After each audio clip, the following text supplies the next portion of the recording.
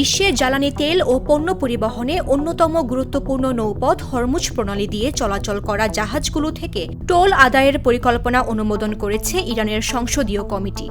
দেশটির বিপ্লবী গার্ড কোরের সঙ্গে সম্পর্কিত সংবাদ সংস্থা ফার্স এই তথ্য জানিয়েছে।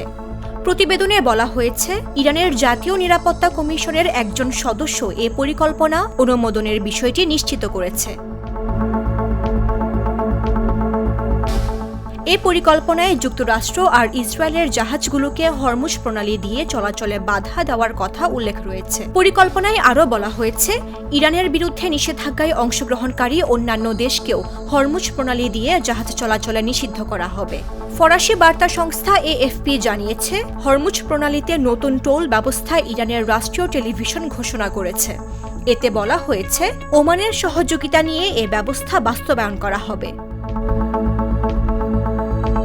হরমুজ প্রণালী দিয়ে প্রতিদিন বিশ্বের প্রায় 20% তেল ও গ্যাস সরবরাহ করা হয়।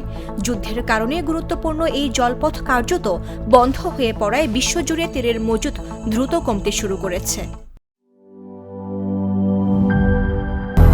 200-র বেশি সার্ভিস ও ফিচারে লেনদেনের সব বিকাশ অ্যাপে সম্ভব।